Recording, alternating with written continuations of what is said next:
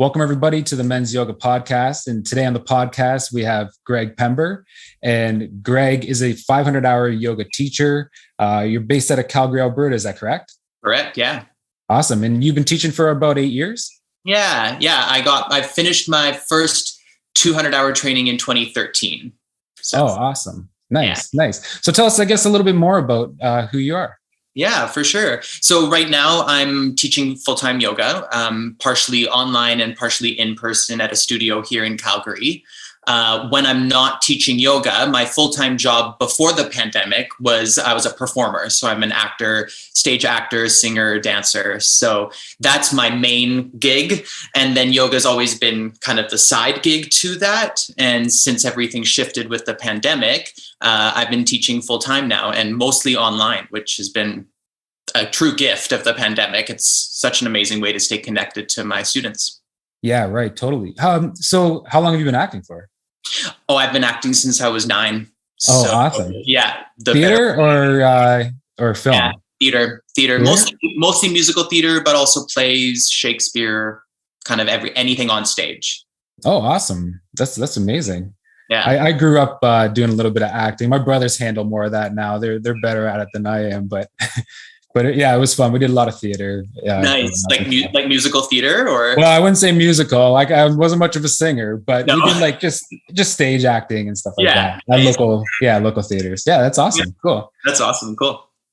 So what's a day in the life of Greg? What does your day typically look like? So right now, my day usually looks like waking up early. I'm an early riser because a lot of the classes that I'm teaching online right now are still in Ontario time. So I used to live in Ontario, just outside of Toronto. Oh, awesome. So most of the studios that I'm teaching for online are still operating on Eastern time, even though I'm in Mountain time now. So it just means that my morning classes are that much earlier. So I'm getting acquainted with the early mornings for sure. Right. So I'll get up, I'll make myself an espresso. One of our pandemic purchases was a beautiful espresso machine. So that's my favorite ritual in the morning is making my espresso. And then I usually teach. I'm usually teaching at about 8 a.m., 9 a.m. every day. And then I'm currently nursing an injury in my shoulder, but when I'm not, I'll go to the gym usually in the morning. Yeah. Then I'll eat my first meal around 2:00. I do my intermittent fasting. So I don't eat till about 2 p.m. in the afternoon. And then I stop at about 10 p.m. So I just keep that 8-hour window of eating. Right. So that's how you look so good. Because I mean, you're pretty ripped, man. Yeah, you're looking pretty good. Thanks. Appreciate that. Yeah. So that's kind of my day. And then I usually teach at night as well. So I usually have like a good amount of time during the day to kind of plan, to kind of chill out, relax, go to the gym or go to the mountains. I go hiking like once or twice a week here in the Rockies. Oh, beautiful. Yeah. So I've been trying to prioritize that before I get back into any kind of like theater schedule where I just won't have time to do that. So are you originally from Calgary? No, I'm actually from Vancouver. I'm from from the West Coast. But I've done quite a bit of work here in Calgary. And this is actually where I met my partner for the first time 5 years ago. Oh, nice.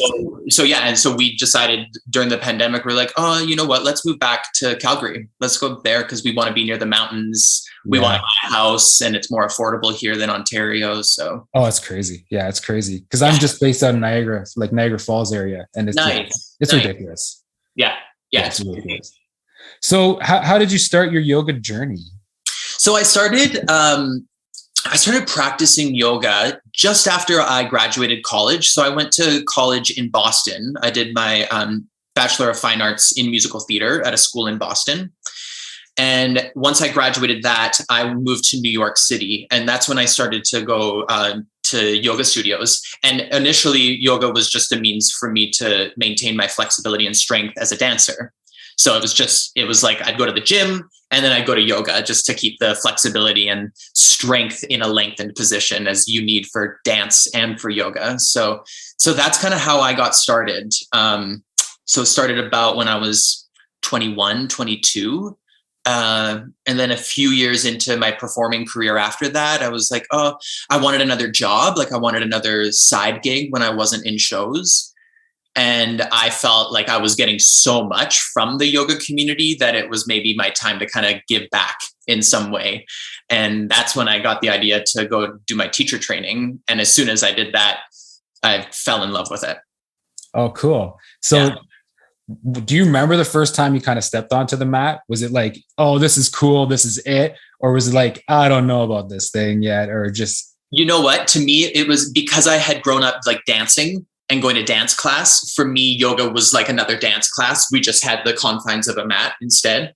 Oh, cool. So for me, it was very much about like the choreography and the placement and using it as a workout or like a supplement to my workout.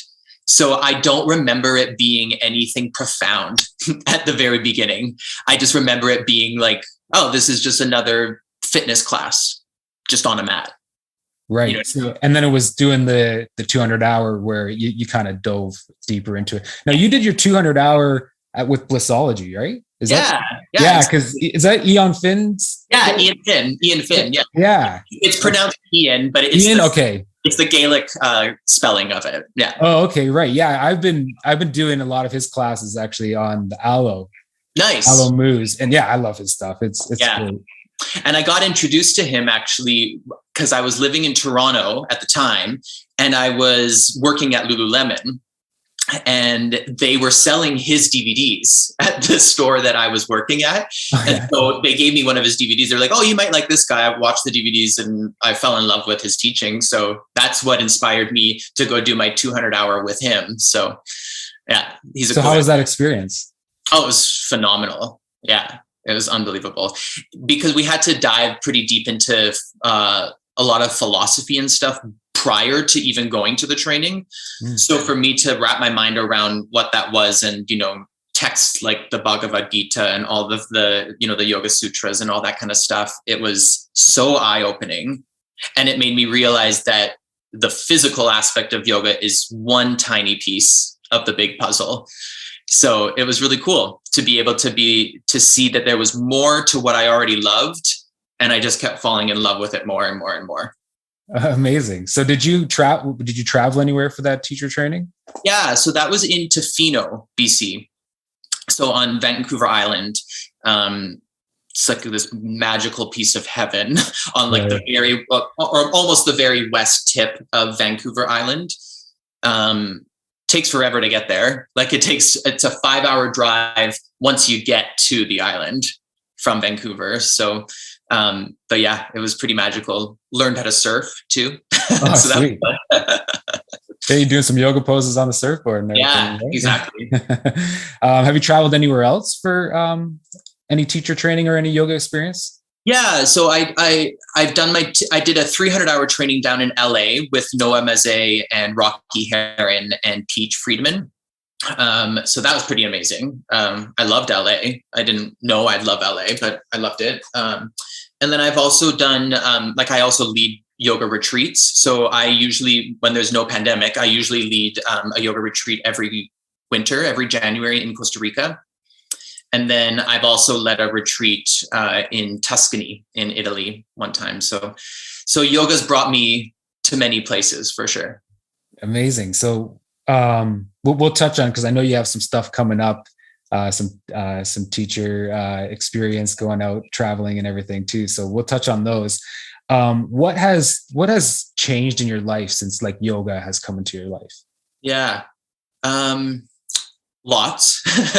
A lot has changed. I'd say like the most prominent thing that's changed is my awareness of my own physical body, right? Just understanding not only my body through a scientific lens, like understanding joint articulations and biomechanics and the placement of body parts and what that means and why things move the way they move, but also just a somatic awareness of my body. I can now feel when something's off or feel when something needs tending to in a way that I wasn't able to do before practicing yoga in my body. So I'd say that that's probably the number one thing that's changed, is just an understanding of my physical self in the science lens, through the science lens, as well as the somatic experience. But I'd also say that in terms of the mindfulness piece of yoga, I think that the thing that's changed the most in my life is just a reminder of presence, that there is always an opportunity to bring more of myself into what I'm doing by being more present, being more either in my body or with my breath or somehow grounding myself in right now. I think that that's the biggest thing I've taken from my yoga practice as a student and as a teacher, that there is the potential for presence in everything that you can do. I think that that's huge. Wow, that's amazing.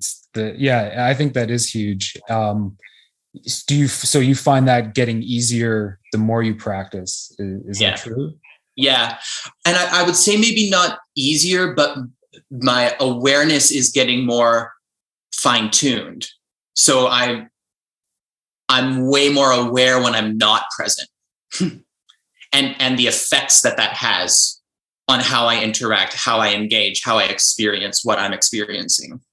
So for example, after taking my yoga teacher training and then going back to theater, being backstage and being ready to go on stage and being with my fears and anxiety, noticing my change of adrenaline, noticing what's shifting within my body before going on stage, so that I can bring that presence to what I'm offering on stage, so that I can be with those feelings instead of pushing them away and taking myself away from presence in that moment. Because when you're on stage, you got to be present. That's all there is. Right, yeah. Just that moment, right? So it's like, if you can't, for me, there's a direct tie of the benefits of my yoga practice filtering into the other aspects of my life. That's right. And I recall, like, my first time, like, I suffer from anxiety, and my first time where, because of practicing yoga, where it hit me, usually I would run, like, in a way, right? Like, I would just have this fleeting sensation. My body would move. And it was the first time where it was like, you know what, suck it up. Let's hit this. Let's feel it. Feel what it feels like. Let's be with this. And once you're with it, it just goes away. Right. Yeah. And it's just, it's so interesting. And yoga helped me. Yeah, that's right. Yeah. It's fascinating. What's your favorite yoga pose? Oh, my favorite yoga pose. Lately, my favorite yoga poses, or my favorite movements or articulations in yoga, they usually don't look like a typical asana. Like, if you were to open like Light on Yoga, you're not going to see these poses. So like finding more of those kind of like those functional ranges of movements kind of, but let me think of an asana that's my favorite. Or even one that you would say you find that benefits other people, or something that started to benefit you that maybe you could offer some tips on. Yeah, for sure. What pose I really love is Kamatkarasana, which is wild thing pose, right, or flip dog, whatever you want to call it. What I love about it is the complexity of it, right? Like, we're asking the spine not only to do a back bend, so spinal extension, we're also asking a side bend, lateral flexion, as well as twisting, rotation. So it's like, as many ways as you could move your spine, you're required to do so in that pose, and balance on one hand.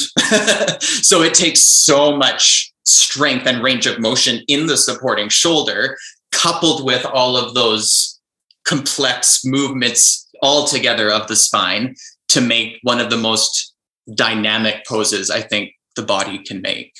Yeah, it is awesome. This is such a cool awesome pose. It's exhilarating. Yeah. I remember the first time I tried that, and man, I bailed freaking hard. Oh, for sure. Yeah, because I wasn't expecting that move anyways. I'm like, what? You got to go way, and just this whole complete upper body stretch, right? Yeah. Oh, yeah. Yeah, it's huge.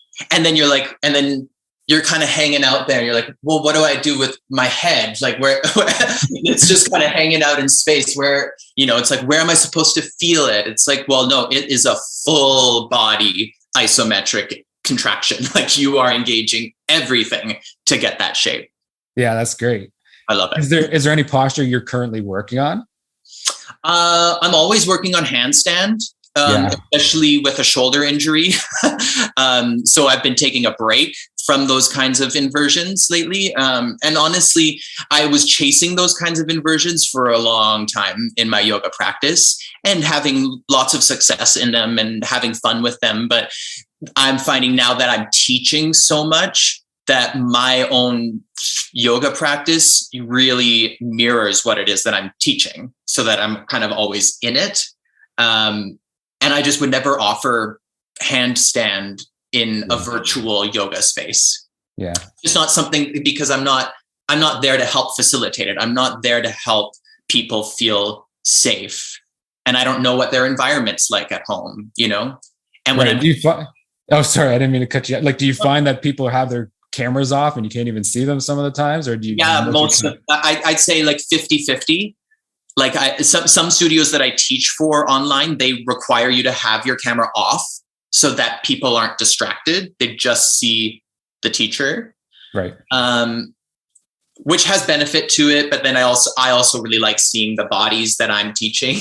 There's benefit to both for sure. But yeah, because I don't know their environment, I can't help them find a safe space to go practice handstand at a wall. Do you know what I mean? Yeah, totally. And in the studio that I'm teaching in right now, you're not allowed to leave your mat space because of COVID rules. You have to stay on your mat. Right. So are there any other trainings or practices you kind of work with, like other meditational practices, or maybe some other things? Yeah. I practice meditation on my own. And I teach some of my classes are a combination of asana and meditation. So I am teaching that as well. I'm also, I have my Reiki master certification. So I've practiced Reiki for many years. Right now, less than I used to practice. But that is another modality that I've been trained in, and that is part of my own mindfulness and wellness practice. And then, like I said before, I go to the gym too. So like I'll work out. I take dance classes just to keep up with my dancing, and for the next time that I'm in a musical, whenever that will be. Yeah, cool. What kind of dance classes do you take? Oh, I'll take usually like jazz classes, like musical theater based dance, or tap classes. But I've been trained in ballet, modern, musical theater, tap, jazz. Oh, awesome. Yeah, I grew up taking hip hop, and then from there I got into like breakdancing. So I was breakdancing for years. So that's why like yoga was like, oh, this totally fits. Like I can't move as fast anymore, so let's do it slower, you know? Yeah, and on a mat. yeah, exactly. Yeah. What has been your biggest learning experience? My biggest learning experience. I'd probably say that it was, at least one of them was definitely the start of the pandemic, because I had just landed like my dream job as a performer. I just got cast at the Stratford Festival. Oh, wow. So I was doing 2 shows there. So I was in the middle of rehearsing for those, Spamalot and Wendy and Peter, and I was really happy. No, eh? Yeah, so I was really thrilled with the parts that I'd been cast in, and I'd been working like my whole life to get an audition for the Stratford Festival, and then to have booked it and got the job. So I was a month and a half into rehearsals for those 2 shows when the pandemic hit and everything shut down. So for me, it was, for everybody, for me in that situation, it was devastating, because it was like I had lost my dream job, right? So it was dealing with that grief, and then quickly realizing that I had to do something. I had to do something about it, or at least do something with my time, because who knows how long this would take for theater to come back. So I think what it taught me, 2 things. It taught me that I'm incredibly adaptable, that we are incredibly adaptable as human beings. It's like our superpower. And that it also taught me to appreciate what is, as opposed to dwelling on what is not. So for me, it was like, I was so lucky as a performer to have this other career of teaching yoga. and this other passion that was so fulfilling too, because I know I was helping other people and helping people get through a really challenging time through everyone's life. So I think learning that I could lean on what I had, even though I was so overwhelmed with what I had lost, I think that that was a huge learning experience for me, that pivoting into online teaching when I was still experiencing so much grief from losing my dream job that I had been dreaming about since I was 9. You know? Yeah, that's very challenging. And do you think if yoga wasn't there, like, I don't even mean because you were able to shift to teaching yoga, but because you practiced yoga for so many years, do you think that helped you understand the shift due to the teachings within yoga? Yeah, for sure. For sure. It helped me be okay with what I was feeling. It helped me be okay with the fact that things were kind of shitty, so to speak, and to process that grief. I say grief because it was a loss, right? Like for me, it was a huge loss, and everybody has experienced lots of grief through the pandemic. So I think that being able to be with that, be with what is, teaches us how to appreciate what is more, which doesn't mean we have to like everything. It doesn't mean that I have to be okay with losing that job. I'm still not okay with it. I'm still sad about it, but I know that I can bring myself out of those sad feelings by being with them instead of pushing them away. And I think that's what yoga teaches us the most, right? Is to be with what's going on in your body, in your mind, whatever it is, be with it. Don't push it away. That's how we navigate our way through it. That's a very powerful message. And I thank you for sharing that, because it is hard. Like you said, everyone's going through their own struggles. And this is something that everyone can relate to, right? Because like you said, has lost something or something during this time. Yeah. Yes. Thank you for sharing that. It's a really powerful message. My pleasure. What is your favorite life experience so far? Let's make it positive, and we'll finish up positive. Yeah. What has been your favorite? Yeah, for sure. I've been very fortunate to have lots of amazing experiences. And I think one that comes to mind is when I was 17, I was still in high school. I was just about to go into grade 12. I went and I did a summer program in New York City. So I moved away for 2 months when I was 17, and I lived in New York by myself, and I went to this theater school for 2 months. And I think that was one of the most, one of my favorite life experiences, because it was the first time that I let myself go experience something completely new on my own. And it was the beginning of me kind of carving out what that nomadic life would be like for me. And I remember seeing tons of shows. Like I saw, I think like 20, 25 Broadway shows that summer. And I remember just being so inspired by watching people do what they knew they needed to do. Like watching people doing what they are meant and born to do and thrive in what they have to offer. And it was just so inspiring to me. It made me realize that I could do that, that I can go out and offer what it is that I know I have in me. It might not be perfect. It might not be the best, but I can go out and I can do it because they're doing it. So can I. Right. So it's almost like that step where you're starting to unveil a little bit of who you are and what your possibilities can be. Totally. And at such a young age too, to have that independence of moving to like the biggest city in the world and making it work. And it was incredible. And I have my parents to thank for that completely, right? I didn't pay my way. Yeah. Well, yeah, it's nice to have that support or family for things like this. Yeah. I have to ask you, what was your favorite show on Broadway?